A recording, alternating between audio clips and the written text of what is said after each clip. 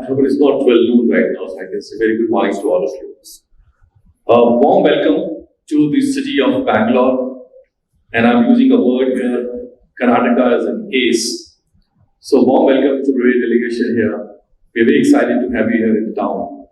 We look forward for a detailed discussion after the session as well. I'm going to take a very different side of the story to tell you some more insights about Karnataka, the ace in India's decade. This India's decade word books has been written on this topic, and hence you will find all of literature defining what India decade means is that the tech and the next 10 years belongs to us, and that's what India is looking to achieve the most out of it. And Karnataka is the place where you can find the journey. Well, our Honorable Prime Minister has said this very clearly that technology is going to drive the economy. Be it agriculture, healthcare, education, manufacturing, services, you will find technology driving in a big way. And if it's a case, let me just give you a glimpse of where India's GDP stands. And I was just looking at a slide and talking about 100 times. But dear friend, Bravery as a state, Dr. General, you were talking about Bravery and Bangalore Common. Have you seen the map of Bravery state and have you seen the map of Karnataka? Both the maps are exactly look like same, almost, not exactly, almost look like same. So there's a very common feature that you're talking about between the Bravery and Karnataka. And I see the economy numbers are pretty handsome. Over $700 billion of the GDP from the state of Braveria. Whereas if you look at Karnataka, we are on a purchase operating we are 828, but somewhere around 278, 230 on the real terms in terms of the GDP. But we are the largest in India. And that's where we aim for contributing more and more towards the country's progress for a 5 trillion economy coming forward. If you look at some of the key indicators versus what we started from 1991 to 2023, from the perspective of, let's say, the per capita contribution towards the GDP, I'm very happy to share with you why we call this Karnataka ace is the Karnataka is the highest in terms of contributing per capita GDP in the country. In fact, double than what country is doing right now. This is the another statistics to prove that you are in a state of ace in India. The world is changing very fast, and it's very changing from the economic parameters. The GDP growth rate for all the countries that you look about of technology-driven companies, 1%, 2%, sometimes negatives.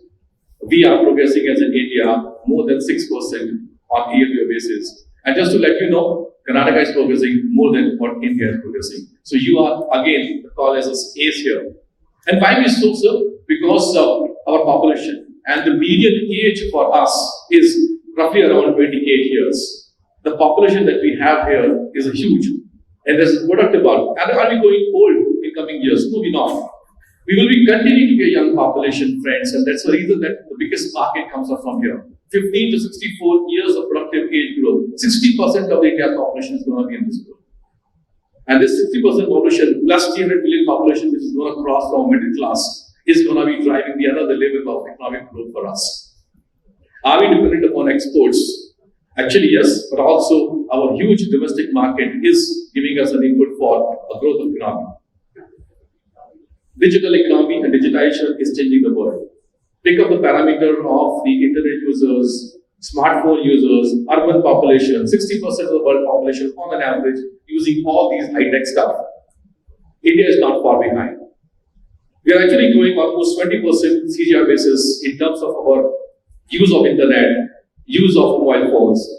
Two statistics which normally we talked about some 5 years back, the digital divide in India.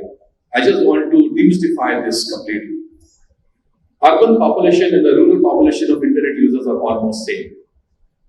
Male and female population of internet users are approximately same.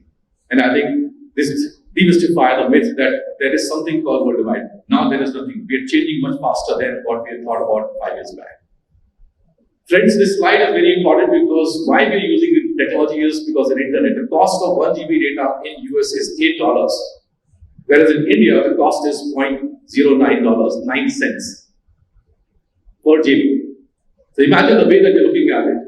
The India's consumption of the data is almost 25 times than what the prices are. So that means in last 6 years, we have grown 25 times data consumption than our subscribers, which is 6 times. Another one, you all know that we call it software export services. India is the leading country in the world.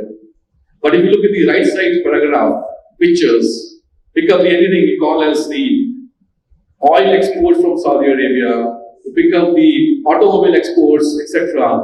All are far behind the numbers that India export only services, that is software services.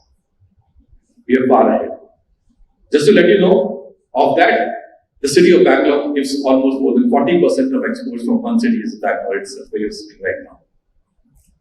India's startup ecosystem, we call it third largest, over 100,000 plus startups, creating a value of $550 billion in the last couple of years. Karnataka is the first state, the largest in India. More than 25,000, this is a number here, more than 25,000 startups are here in Karnataka and creating a value of $165 billion of value for the companies here. Why I'm picking this slide? Because last 25 years, the flying wheel was basically all the big giants of the companies like Infosys, Tata's, SCL companies. I'm not taking the name of IBM, Microsoft, etc. They are included in this. But dear friends, the new flywheel is the bottom part, which is changing. They will be the largest employer, the startup ecosystem will be the largest employer in the world, and so in India. There will be a number of companies which will be growing much faster as the economic growth rate. They double their numbers in, let's say, 6 to 7 years, they're doubling numbers in 2 years and 2.5 years. If you look at a glance of this map, where the India spread of the startup ecosystem is, you will find in Delhi, in Mumbai, in Hyderabad, in Chennai, but the largest circle that covers the entire piece of India is Bangalore. And this is the startup hub. This is called a startup capital. Friends, you know or not, but Bala was talking about Silicon Valley. He was there. This place is called Silicon Valley of India. But my dear friend, one of my friends here, he's not here today here in the session, Mr. Madan Padaki, very close friend of mine, who also is the president of TiE Bangalore. He says that we will make sure that it happens such a way that Silicon Valley is called as Bangalore West. And I think it can be possible. I salute him. A great leader, great thought. We create evaluations much more differently from Karnataka at a glance level. Roughly out of $550 billion of value additions in my startup ecosystem, approximately $165 billion value addition is done by Karnataka in all over India. And if you pick up the accelerators, the angel investors, the VCs, top 500 VCs of the world, out of 400-500 you find out here itself in Bangalore and business operations. I think this place is very different. India has created 110 unicorns, and this is a list of unicorns for all across sectors of the economy. But the most important part is that out of 110, 46 unicorns were born in Karnataka alone, 46 plus, and the numbers keep on growing.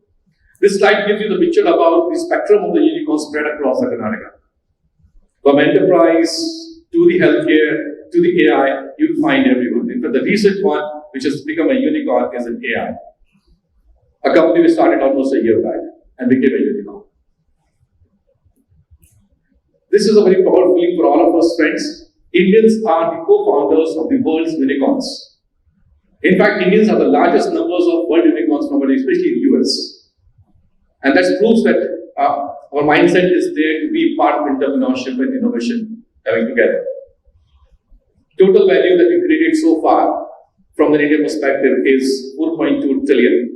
And look at, when we say the Bangalore friends, we are the world ranking. Genome does the world ranking for the startup ecosystem. Bangalore is ranked 20. And in some places we are ranked 13 as well, especially in the field of agri-tech ranking and fintech ranking as well. We are aiming to become top 5 in the world ranking of the ecosystem. I also want to give you insights about India's moving into a very deep dive, from an AI to IoT to AR, VR to robotics.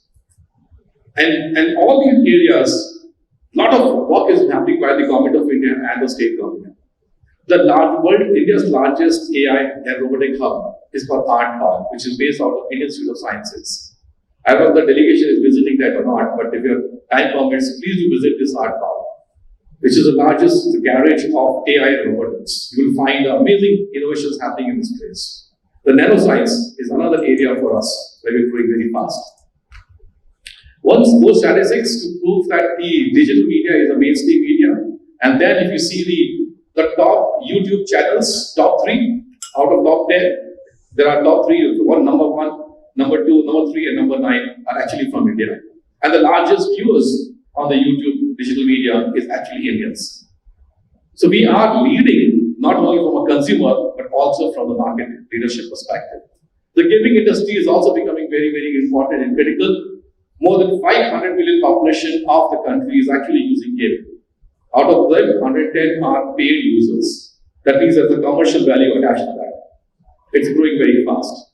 Healthcare, number of startups has just gone up to 8,000 startups in health tech alone in the country, and 3,000 are in Karnataka. This is a slide which Nandan is started putting up together a lot of efforts onto this on the India stack. And because of him, now we're very proud to say that we have different layers of India stack in the country. Pick up the consent layer, the cashless layer, the paperless layer, and the presence-less layer. You don't require anything. Your every documentation, your authentications, your KYCs, your client knowledge, all are digital now. And it is validated via platforms, which has been developed as an India stack. Friends, if I talk about this digital payments, look at the numbers which the last 2 years, from 6.46 billion, it has gone to 14.11 billion, the digital payments. And obviously, the Bangalore is the largest UPI city in the country. Any product which happens as a part of development, the testing happens in Bangalore. So we call ourselves as the testing and the market hub.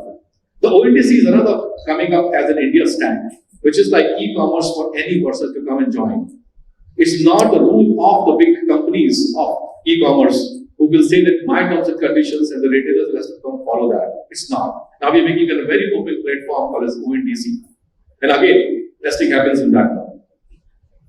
Karnataka is also called as the numero uno, the ACE continues. You pick up on statistics of aerospace and defense, biotechnology, electronics, ESDM, IT, we are the leading state in the country. And I'm very happy when I say this. I want to share some of these slides and data points to you. Any formation of a policy of these sectors in any of the country, the first state to come out with the policies of this kind is from the state of Karnataka. When the other states first start putting up the policies, we make our budget 2.0.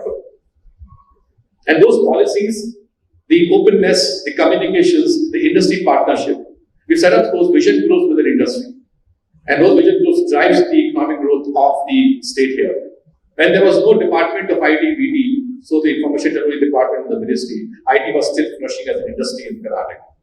And that's how the way the industry collaborate to give a knowledge. We should set up now a ministry as well to support. And that's how the organizations comes into play. Aerospace and defense. Pick up any one of this part from the Boeings, etc. Recently, the Boeing set up their world largest R&D center here in Bangalore. World the largest. So we are the number 1 in aerospace and defense. And if we pick the sectors, biotech and pharma, we call as ourselves as the biotech capital. Not only this, the number of biotech startups are also the highest here in the state of Karnataka. The clusters, etc. The GCCs, which is started coming in 1989 onwards, today we are called as a maturity of these GCCs, global capability centers of the world. It was just not a back office, friends. It is now gone into the R&D and design and of the product for those GCCs based out of here in Bangalore. We cover almost 40% of the GCC market of India as well. Renewable energy, which is a sustainability topic of discussion for us. And I just want to let you know, about 61% of installed capacity is renewable energy.